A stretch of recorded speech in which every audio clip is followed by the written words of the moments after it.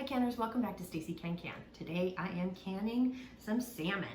So what you're gonna need with this is, if you are fortunate enough to, as I am, where I have my nephew, sweet nephew Oliver, who is a big fisherman and got me some beautiful, I think this is steelhead actually, and then another friend of mine, Steve, hi Steve, who gave me some salmon fillets as well. These have all been previously frozen from these fisher folk. And what we'll do with this is you got to make sure it's completely thawed out if you're going to use pre-frozen fish. It's got to have all the ice crystals out of it before you put it into a pressure canner. So remember that. It's got to be completely defrosted.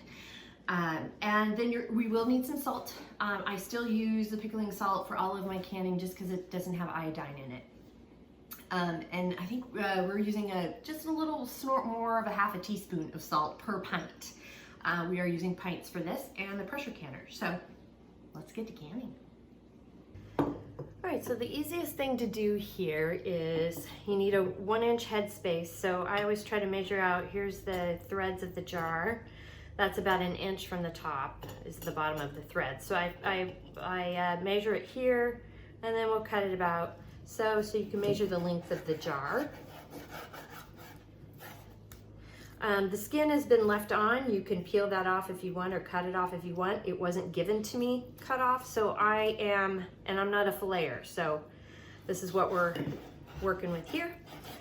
And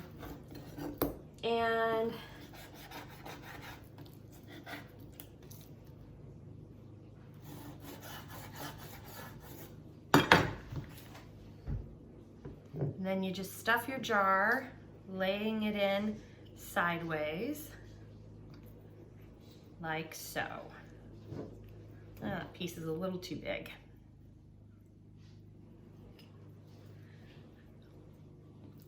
And you can put in, I'm gonna cut that in half.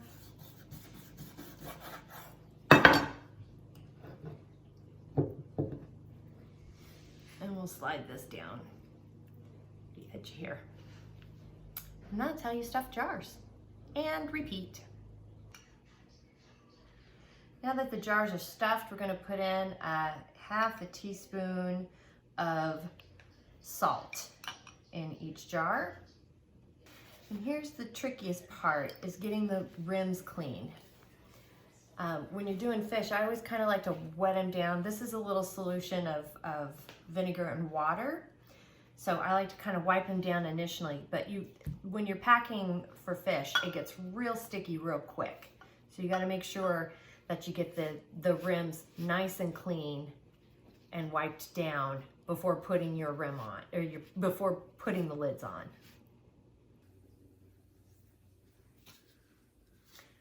Put your lid on. I go ahead and I've labeled it. So you put your lid on and your ring, and just a nice little hand tighten. Okay, now we're adding 2 to 3 inches of water to the canner,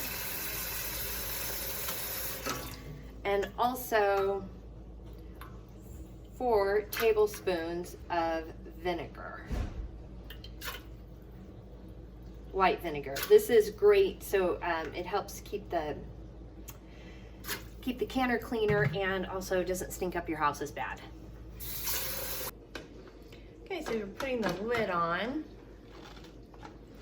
then tightened on good, and turn up the heat to high so we can get it, we're gonna watch for this steam to come out. We now have a steady stream of steam, so I'm gonna set the timer for 10 minutes.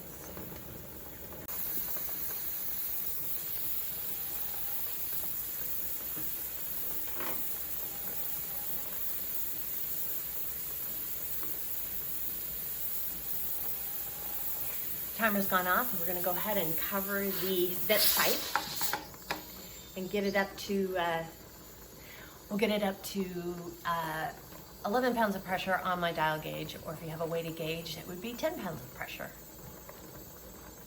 The pressure gauge shows 11 pounds of pressure, and we've set the timer for 100 minutes for both pints and half pints. After the timer has gone off for 100 minutes, you want to turn the heat off of the canner and let it completely cool down and let the dial gauge go to 0. So when it's done doing that, you can remove the vent from the vent exhaust here, and then gently, using gloves, the canner is going to be very, very hot. So you want to make sure to use some gloves to protect your fenders, and gently open the canner and make sure to open it away from your face. As you can see, there is 0 steam coming out of this because I had been canning a great deal and I forgot a few steps because I was very, very tired. So you're getting this at the moment. So just as a review. So once you make sure to open the lid away from your face, and that way you don't get steam hitting you in the face. It's gonna smell terrible because it's fish. So, and then you wanna just gently remove the jars from the canner.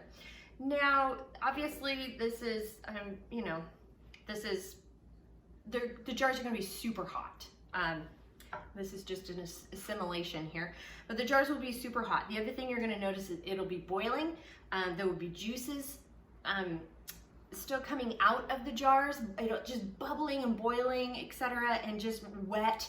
And the rings could be loose from your lids and such. That's all fine and perfectly normal. Don't tighten them, don't do anything. You just gently remove the jars from the canner and let them do their thing. Completely cool for a good 12 to 24 hours. Don't force cool and let them do their own thing.